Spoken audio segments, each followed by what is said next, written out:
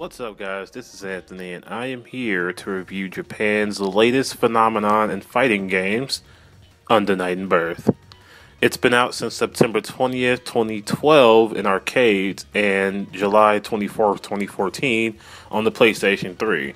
In North America, we won't see it until March 31st, 2015, unless you're people like me who decide to get the game early. It was from the developers of Melty Blood, if anyone remembers that game or even played it. And it shares a lot of traits from Melty Blood, but it is definitely a game all its own. Now, is that a good thing or a bad thing? Well, we'll talk a lot about that as we get into this review, so let's just jump into it.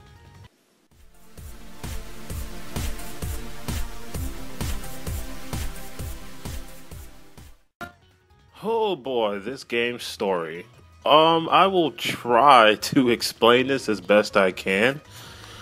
Whew. So what happens is that there's a phenomenon that happens once a month for several countries called Hollow Night.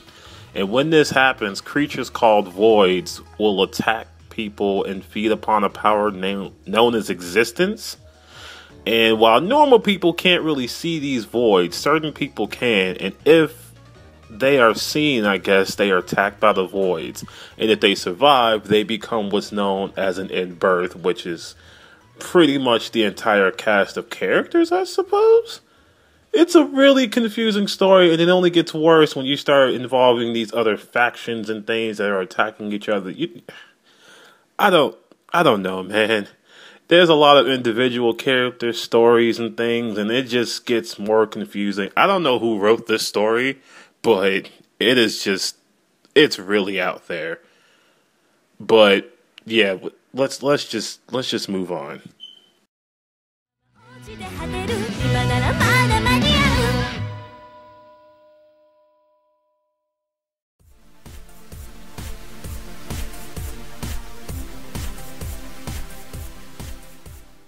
Alright, now to get into the meat of this review, which is all the technical stuff that this game offers you. Now, there's a lot, so I'm going to try and keep it brief when I talk about all these system mechanics, but talk generally enough that you understand what you're going to get yourself into when you jump into this game. Now, it'll sound like a lot, but as you play it, it'll start to feel natural, kind of like second nature. So, the most important thing to know about is its grid system. It's a unique system that rewards intelligent play. When you are playing a match, you start off on neutral ground. You have your normal attack properties, and neither of you really have anything special going on about you as far as, your characters. But about 17 seconds in, you'll notice that one of the characters starts to glow, and they're in what's called the Vorpal state. What that means is that character played a little bit better than you, or a lot better, depending on how much grid they have, because as you play, you build grid. And you build grid by playing aggressively, doing your combos, blocking when you need to, but not blocking too much, and pretty much just playing aggressively and keeping up pressure. Now, when the Vorpal state occurs, you get more attack power, and you have access to what's called a chain shift. When you chain shift, you are able to get your grid back as meter, 20 points per square, and we'll talk about meter in a little bit. But chain shift allows you to cancel moves so that you can extend combos, you can make a move safe, you can set up some kind of frame trap, you can use it for however you feel like the situation warrants. But if you don't use it and you are playing a little bit more recklessly, your opponent is kind of punishing you for it, they may get the grid in the next 17 seconds. It's not a constant thing. The timer on the grid is always moving. So you always want to make sure you're playing intelligibly so you can keep yourself in Vorpal state, or to keep it going over and over, because that's very possible. So keep your eye on that and play intelligently.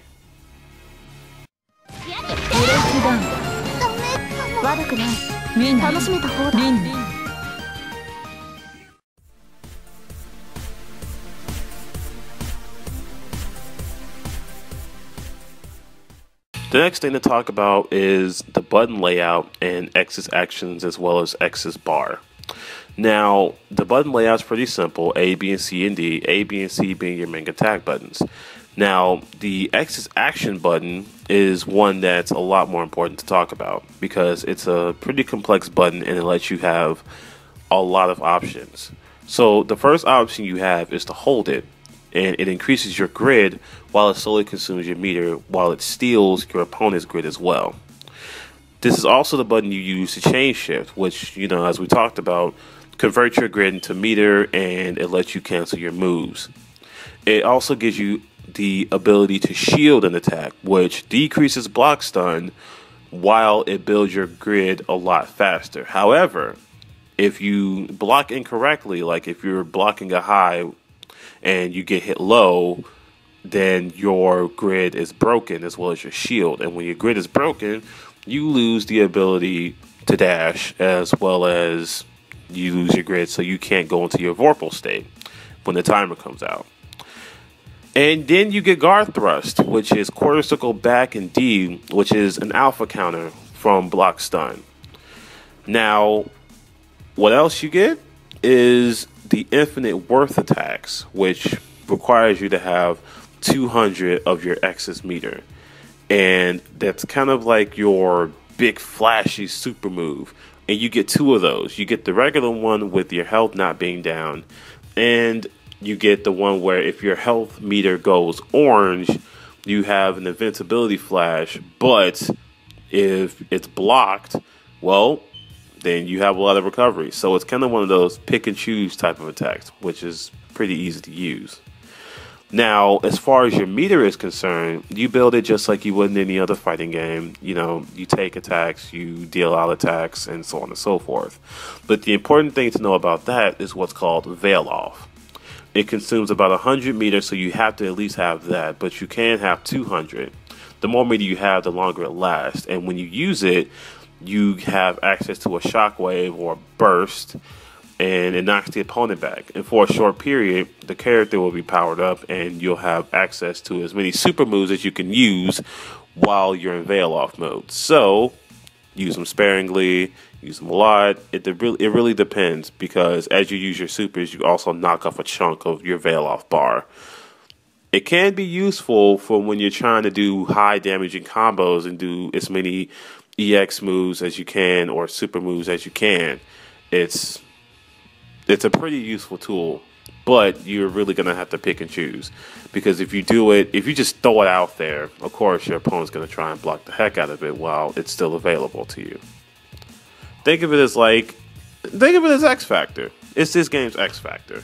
I will say it that way.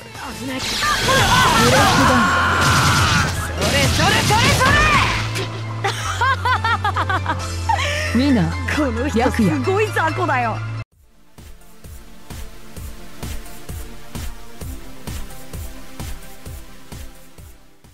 Now, I may have skipped over a lot of mechanics, a lot of details and things, but I want to reiterate that this is more for a review and less for a tutorial. There's a lot more to know as you play the game, and it'll become more natural as you do.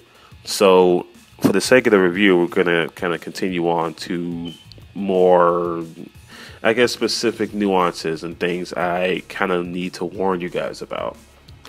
Now, as far as the characters are concerned, you get 16, and they're fairly balanced.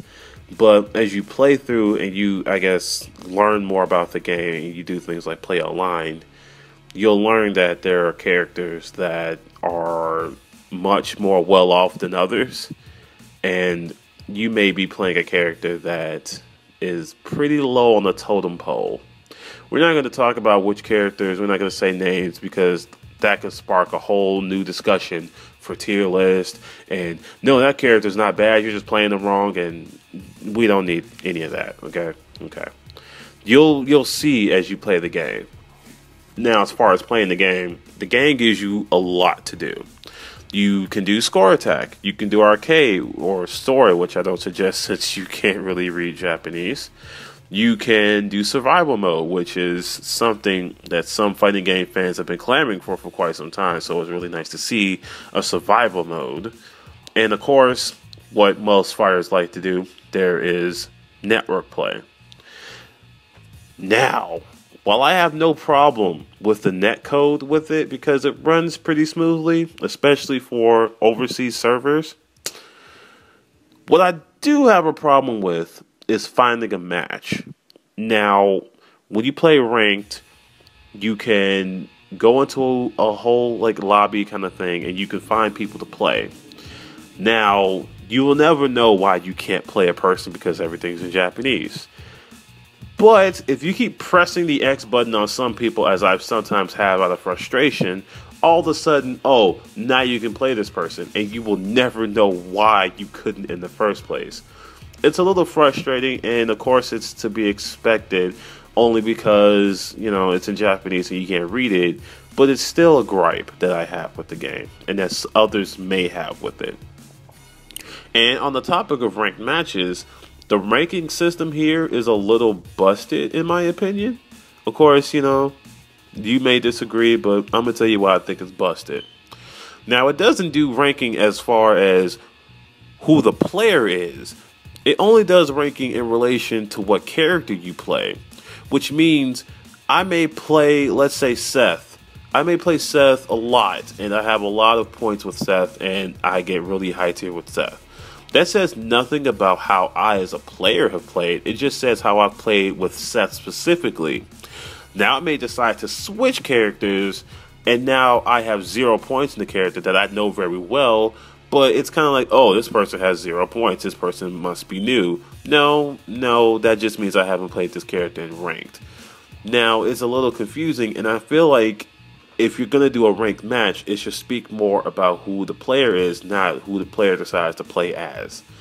It's kind of a big thing to me because as new players jump into this, they may be like, oh, this person has 0 points, and then they get completely annihilated. And when they do, that can be discouraging for the game, and it kind of makes the game not fun. So that's the only reason I really have a gripe with it, because it can cause the game to be frustrating. In which case, you can always just go to player match where people just go into lobbies and they just play for the sake of it.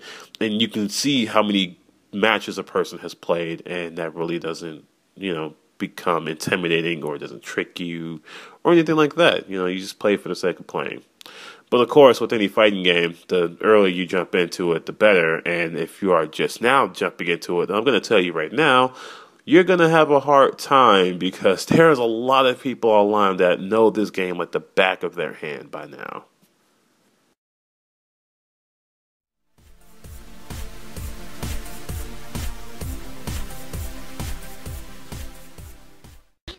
Now, one of my favorite parts of the review is the audio and visual. This game looks freaking gorgeous. That's my visual. Looks gorgeous. Can't say a bad thing about the way this game looks. It runs smooth. It looks just like any other anime you could imagine. Although, okay, I lied. I did find one thing to say. Some of the character designs are a little, let's say, uninspired. Some of these characters look like generic anime character number 3 or generic anime character number 502 from school. Other characters look just out of this world unique. I don't even have to name names. Just look at the character roster and you will see who looks kind of generic and who just looks like wow. As far as the sound, I again can't complain much about the sound, especially the music. I feel like the music, every character's theme is like really tied to who they are. Like, if you have a bouncy character, they have like a really bouncy theme to them, and it's like, oh, okay, this fits this character, I'm down with it. Or if you have like a really dark and brooding theme, then, you know, it fits a dark and brooding character. So they did a really good job making themes that fit the characters. So I really commend them for that, because a lot of game companies can't really do that very well. You know, we're not going to say names, but we know the franchise is Street Fighter. Yep, I said it. Some of those themes are kind of garbage. But Under Night and Birth has a pretty pleasing to the ear kind of soundtrack. I really like the music they have here. And I really got to commend these guys for their backgrounds. That's another thing I want to say. Because if you play Melty Blood, those backgrounds in Melty Blood are just god-awful. Okay, they are just terrible. But the backgrounds in this game, they are pleasing to the eye. They're nice to look at, and you can really tell that they really put in some good detail into them this time. So, go you guys.